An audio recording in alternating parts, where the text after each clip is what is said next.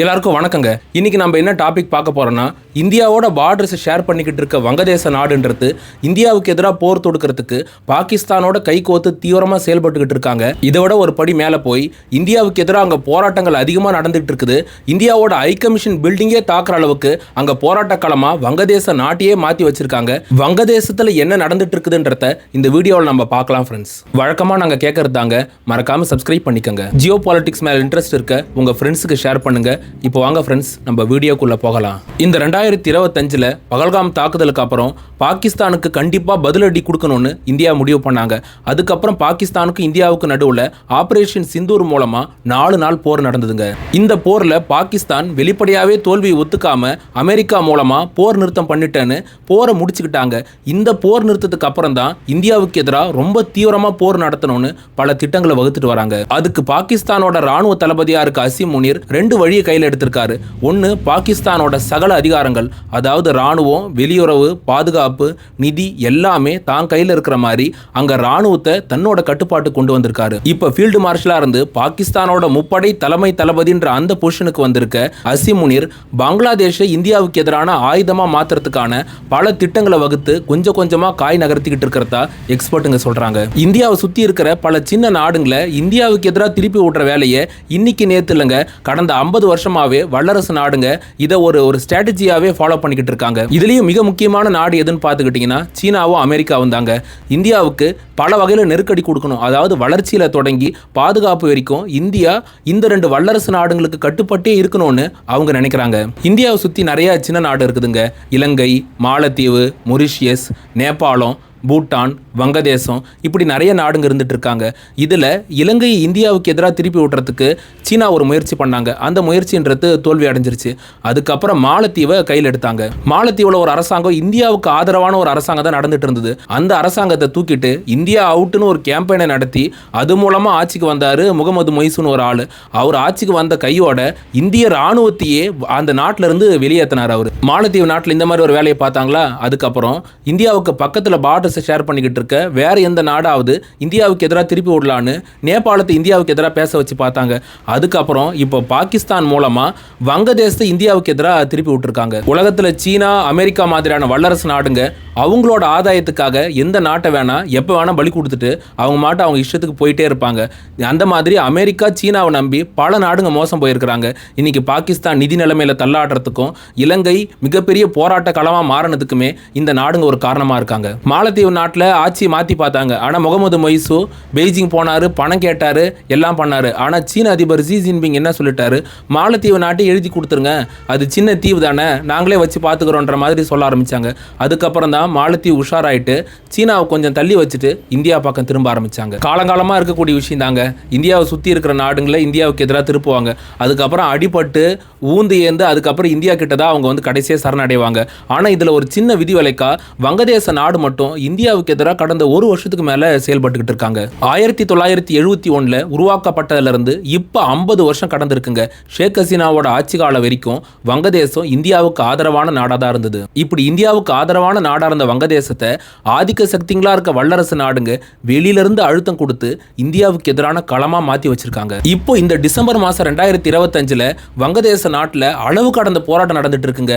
அது அங்க நடந்துட்டு இருக்க முகமது யூனிஸ் அரசாங்கத்துக்கு எதிராக ஒன்று நடந்துட்டு இல்ல, இந்தியாவுக்கு எதிரான போராட்டமாக தான் ரொம்ப உச்சகட்டத்தில் நடந்துட்டு இருக்குது. பாகிஸ்தான் ராணுவ தளபதி அசீம் முனீர் வங்கதேசத்தை கொஞ்சம் கொஞ்சமா இந்தியாவுக்கு எதிராக டியூன் பண்ண ஆரம்பிச்சிட்டாரு. இப்போ இந்த 2025 கடைசியில டிசம்பர் மாசத்துல தான் வங்கதேச நாட்டுக்கு விடுதலை நாளும் வருங்க. சரியா இதே டிசம்பர் மாசம் 1971 தான் வங்கதேச போர்ன்றது நடந்தது. அந்த வங்கதேச போர்ன்றது இந்தியாவுக்கும் பாகிஸ்தானுக்குமான போரா தாங்க இருந்தது. டிசம்பர் 3ஆம் தேதி 1971 தொடங்கின போர்ன்றது வெறும் 16 நாள்லேயே முடிஞ்சு போச்சு. கரெக்டா டிசம்பர் 16, 1971 இந்த போர்ன்றது முடிஞ்சது. நான் சொன்னலங்க, அந்த டிசம்பர் 16ஆம் தேதி அன்னைக்கு தான் 1 லட்சம் ராணுவ வீரர்கள் சரணடைய பாகிஸ்தான் இந்தியா கிட்ட சரணடைஞ்சாங்க. வங்கதேசன்ற புது நாடும் உதயமாச்சு. இந்த 16ஆம் தேதி தான் ஒவ்வொரு வருஷமும் வங்கதேச போருக்காக போராடின வங்கதேச மக்கள் ஆகட்டும், அதுக்கப்புறம் இந்திய ராணுவத்தோட வீரத்தையும் தியாகத்தையும் அந்த மக்கள் நினைவு கூற நாளா கடந்த 50 வருஷமா இந்தியாவை நினைச்சு பார்க்குற ஒரு நாளா இருந்ததுங்க அந்த 16ஆம் தேதின்றது. இப்படிப்பட்ட நாளை வருஷம் இந்தியாவை நினைச்சு பார்க்குற ஒரு நாளை இந்தியாவுக்கு எதிராக போராட்டம் பண்ற ஒரு நாளா பாகிஸ்தான் ராணுவ தளபதி அசீம் முனீர் மாத்தி வச்சிருக்காரு. எப்படின்னா வங்கதேச மக்களையே இந்தியாவுக்கு எதிராக போராட்டம் பண்ற மாதிரி மாத்தி வச்சிருக்காங்க. இப்போ வங்கதேசத்தில் நடந்துட்டு இருக்க முகமது யூனிஸ் அரசாங்கம் எப்படி அங்க ஆட்சியில உட்கார்ந்தாங்கன்றது உங்களுக்கு தெரியுமா? வங்கதேசத்துல 2024 இடஒதுக்கீடு போராட்டமா தொடங்கின மாணவர்களோட போராட்டம்ன்றது ஒரு கட்டத்தில் அந்த நாட்டோட பிரதமராக இருந்த ஷேக் ஹசீனாவை இந்தியாவில் தஞ்சம் அடைகிற அளவுக்கு மோசமான நிலைமையை கொண்டு வந்து விட்டுதுங்க. அதுக்கப்புறம் மாணவர்களே ஒன்று சேர்ந்து தேர்ந்தெடுக்கிற மாதிரி அமெரிக்காவில் நோபல் பரிசு வாங்கின ப்ரொஃபஸராக இருக்க முகமது யூனிஸை அமெரிக்க அரசாங்கம் வங்கதேசத்துக்கு இம்போர்ட் பண்ணியிருந்தாங்க. வங்கதேசத்தில் அடி எடுத்து வச்ச முகமது யூனிஸ் அமெரிக்காவுக்கு ஃபேவராக செயல்பட்டாரா இல்லையாங்க, நாளடைவில் பாகிஸ்தானுக்கும் பெய்ஜிங்க்கும் ரொம்ப ஆதரவான நபராக செயல்பட ஆரம்பிச்சிட்டாரு. இந்த மாணவர்கள் போராட்டத்தை அங்கே முன்ன நின்று நடத்தின நிறைய ஆட்களில் ஷெரீஃப் உஸ்மான் ஹாதின்ற ஒரு ஆளும் மிக முக்கியமான நபராக இருக்கார். இவர் முகமது யூனிஸுக்கும் வேண்டப்பட்ட ஆளாக இருந்தார். இவர் என்ன பண்ணிட்டாரு, இந்த டிசம்பர் 16 முன்னாடி இந்தியாவுக்கு எதிராக மோசமான கருத்துங்களை கண்டபடி பேச ஆரம்பிச்சிட்டாரு. ஷெரீஃப் உஸ்மான் ஹாதி அங்கே மாணவர்கள் போராட்டம் நடந்த முதல் நாள்ல இருந்து இப்போ வரைக்கும் அவர் வாயை திறந்தாலே இந்தியாவுக்கு எதிரான கருத்து மட்டும்தாங்க அதிகமாக வந்துட்டு இருக்கும். இப்போ என்ன பேசி வச்சிருந்தாருன்னா, இந்தியாவோட 7 வடகிழக்கு மாநிலங்கள், அதாவது இந்தியாவுக்கு சொந்தம் கிடையாது, அந்த மாநிலங்கள்லாம் வங்கதேசத்துக்கு சொந்தமானது.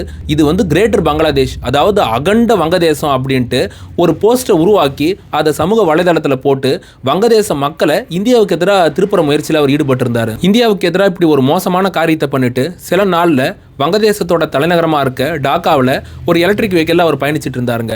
அப்போ பக்கத்திலே ஒரு 2 பேர் ஹெல்மெட் மாட்டியிருந்தாங்க. அவங்களும் ஒரு 2 வீலரில் பயணிச்சுட்டு இருந்தாங்க.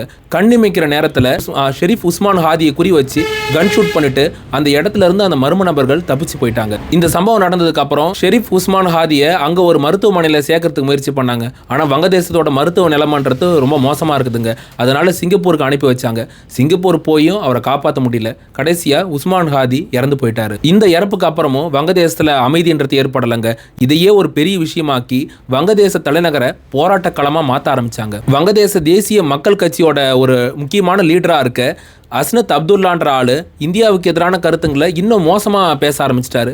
இந்தியாவுக்கு எதிராக நாங்கள் பாகிஸ்தான் சீனாவுக்கு முழுசாக இடம் கொடுப்போன்ற அளவுக்கு பேச ஆரம்பிச்சாரு. பேசினதோட மட்டும் இல்லாமல் உஸ்மான் ஹாதியோட மரணத்துக்கு நாங்கள் நீதி கேட்குறோன்னு வங்கதேசத்தில் போராட்டக்காரர்களை கூட்டிட்டு போயிட்டு வங்கதேச தலைநகரில் இந்தியாவோட ஹை கமிஷன் பில்டிங்குள்ளார போய் அங்கே ஹை கமிஷனரையும் இந்தியன் ஆஃபீஸர்ஸ் மேலே தாக்குதல் நடத்தணுன்ற எண்ணத்தோட அந்த போராட்ட கும்பலுன்றது உள்ளே போக முயற்சி பண்ணாங்க. ஆனால் அதிர்ஷ்டவசமாக அங்கிருந்து வங்கதேசத்தோட மற்ற படைப்பிரிவுன்றது அவங்க எல்லாரையுமே தடுத்து நிறுத்திட்டாங்க. எங்களையா தடுக்கிறீங்க, எங்களுக்கு பெரிய படைபலம் இருக்குது, ஏன் பாகிஸ்தானே எங்கள் கையில் இருக்குதுன்னு அங்கே இருக்கிற சில சின்ன சின்ன அரசியல் கட்சிகள்லாம் இந்தியாவுக்கு எதிராக ரொம்ப மோசமாக பேச ஆரம்பிச்சிட்டாங்க. அதாவது நாங்கள் பாகிஸ்தானோட ஒன்றா சேர்ந்து இந்தியாவோட வடகிழக்கு மாநிலங்கள் மேலே போர் தொடுப்போன்ற அளவுக்கு வாய்க்கு வந்ததெல்லாம் பேசிக்கிட்டு இருக்காங்க. இதை விட இன்னும் ஒரு படி மேலே போய் தேவைப்பட்டா இந்தியாவை எதிர்க்கிறதுக்காக பாகிஸ்தானோட கூட நாங்கள் வங்கதேசத்தை இணைப்போன்ற அளவுக்கு அங்கே இருக்கிற சில அரசியல் கட்சி தலைவருங்க ரொம்ப மோசமாக எதுக்கு சுதந்திரம் வாங்கினன்றதே தெரியாம தான் தற்குறித்தனமாக பேசிக்கிட்டு இருக்காங்க. முகமது யூனிஸ் அரசாங்கம் இப்போ இந்த போராட்டத்தை கிளப்பி விட்டது, இந்தியாவுக்கு எதிராக போஸ்ட் போட வச்சது, இந்தியாவுக்கு எதிராக பல நகர்வுகளை பண்ணதுக்கெல்லாம் சில காரணம் இருக்குதுங்க. முகமது யூனிஸை பொறுத்த வரைக்கும் ஆட்சியிலிருந்து வெளியே போகக்கூடாதுன்னு அவர் நினைச்சிட்டு இருக்காரு. வங்கதேச ராணுவமும் 17 கோடிக்கு அதிகமான மக்கள் தொகை கொண்ட வங்கதேச நாட்டில் இருக்க பெரும்பான்மையான மக்கள் முகமது யூனிஸ் அரசாங்கத்துக்கு அழுத்தம் கொடுக்க ஆரம்பிச்சிட்டாங்க. என்னன்னா, தேர்தலை எப்பயாவது நடத்துங்க, இப்போ நடத்துவீங்களா, எப்போ நடத்துவீங்கன்னு தொடர்ந்து கேட்டுக்கிட்டு இருக்காங்க. ஒரு 2 மாதத்துக்கு முன்னாடி முகமது யூனிஸ் ஒரு அறிவிப்பு ஒன்று வெளியிட்டு இருந்தாருங்க. அதாவது வங்கதேச நாட்டில் நாங்கள் தேர்தல் நடத்த போகிறோம், குறிப்பாக பிப்ரவரி மாதம் 2026 வங்கதேச நாட்டில் நாடாளுமன்ற தேர்தல்ன்றது நடக்க போது புது அரசாங்கத்தை கொண்டு வந்துட்டு நான் இந்த ஆட்சியிலிருந்து வெளியே போயிடுவேன்ற மாதிரி அவர் சொல்லியிருந்தார். 85 வயசுக்கு மேலே இருக்கிற முகமது யூனிஸை தனக்கான ஒரு பகடக்காயாக பாகிஸ்தான் பயன்படுத்துறதுனால பாகிஸ்தானோட ராணுவ தளபதி அசீம் முனீரை பொறுத்த வரைக்கும் முகமது யூனிஸ் அங்கே ஆட்சியில் இருக்கிற வரைக்கும் நம்மளுக்கு ரொம்ப ஃபேவராகவும் ஈஸியாகவும் இருக்கும். அதாவது வங்கதேச நாட்டை இந்தியாவுக்கு எதிரான அந்தாண்ட பக்கத்தில் இருக்கிற ஒரு களமாக பயன்படுத்தணும்னு அவர் திட்டங்களை வகுத்துக்கிட்டு இருக்காரு. இப்போவும் முகமது யூனிஸ் ஒரு பயத்தோட தாங்க இருந்துட்டு இருக்காரு. ஷெரீஃப் உஸ்மான் ஹாதி மட்டும் இல்லாமல் அவரை தொடர்ந்து இன்னொரு மாணவர் போராட்ட தலைவரையும் குறி வச்சு அங்கே கன் ஷூட் பண்ணியிருக்காங்க. அவரும் இப்போ இல்லாமல் ஆக்கப்பட்டிருக்காரு. அதுவும் வங்கதேசத்தோட இப்போ இருக்கிற அரசாங்கத்துக்கு பயத்தை கொடுத்துருக்குங்க. வங்கதேசத்தில் ஒரு அசாதாரண சூழ்நிலைன்றது இருந்துட்டு இருக்குங்க. அதுவும் இந்தியாவுக்கு எதிராக தான் இருந்துட்டு இருக்குதுன்றதுனால இந்தியா உச்சகட்ட தயார் நிலைக்கு வந்திருக்காங்க. அதாவது வங்கதேசத்தை சுற்றி இருக்கிற இந்திய பகுதியில் 9 ராணுவ தளன்றது இந்தியாவுக்கு இருந்துட்டு இருக்கு. குறிப்பாக சிலிகுரி காரிடாருக்கு ரொம்ப பக்கத்திலே இருக்குங்க.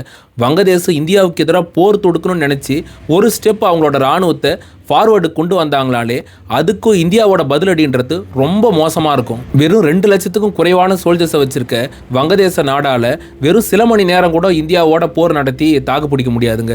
ஏன் பாகிஸ்தான் ராணுவத்தையே கூட கூப்பிட்டுட்டு ஒன்னா சேர்ந்து படையெடுத்தாலும் அவங்களால ஜெயிக்க முடியாதுன்றது தான் உண்மையாக இருக்குது. ஒருவேளை வங்கதேசத்துக்கும் இந்தியாவுக்கும் நடுவில் நேரடியாக போர் ஏற்பட்டுச்சுன்னா வங்கதேசம் எப்படியும் தோற்று போயிடுவாங்க. டாக்காவே இந்தியாவோட கண்ட்ரோலுக்கு வந்துடும். இதோட சேர்த்து சிலிகுரி காரிடாரோட அளவுன்றது கம்மியாக இருந்துட்டு இருக்குங்க. அதோட அளவையுமே இந்தியா இன்க்ரீஸ் பண்ணிக்குவாங்கன்ற மாதிரி தான் நிறைய டிஃபென்ஸ் எக்ஸ்பர்ட்டுங்க சொல்கிறாங்க. இதோட இன்னைக்கான தகவலை முடிச்சுக்கிறேங்க. நான் சொன்ன நிறைய விஷயங்களில் ஹை கமிஷன் பில்டிங்கை வங்கதேசம் தாக்க முற்பட்டாங்கன்னு ஒரு விஷயத்த சொல்லியிருப்பேன். அந்த மாதிரி ஒரு நாட்டோட தூதரகத்தை வேறு நாட்டில் இருக்கக்கூடிய சிலர் தாக்க முற்பட்டாங்க, தாக்கி அழிக்கிற மாதிரியான விஷயங்களை பண்ணாங்கன்னா அது போரை தான் ட்ரிகர் பண்ணும். ஈரானோட தூதரகத்து மேலே இஸ்ரேல் தாக்குதல் நடத்தினாங்க. இதுக்கு ஈரான் ஏவுகணைகளால் பதிலடி கொடுத்தாங்க. ஒருவேளை டாக்காவில் இருக்க இந்திய தூதரகம் தாக்கப்பட்டிருந்ததுன்னா இந்திய படைங்க, லட்சக்கணக்கான இந்திய படைங்க வங்கதேசத்துக்குள்ளார எந்த நிமிஷமும் நுழைவாங்க. போருன்றது உடனடியாக தொடங்குன்ற மாதிரி தான் எக்ஸ்பர்ட்டுங்க சொல்கிறாங்க. வீடியோ இது வரைக்கும் பொறுமையாக பார்த்ததுக்கு ரொம்ப நன்றிங்க. அடுத்து ஒரு நல்ல டிஃபென்ஸ் ஜியோ பாலிட்டிக்ஸ் தகவலோடு உங்களை சந்திக்கிறேன். அது வரைக்கும் உங்ககிட்ட இருந்து விடைபெறுவது உங்கள் எழில்.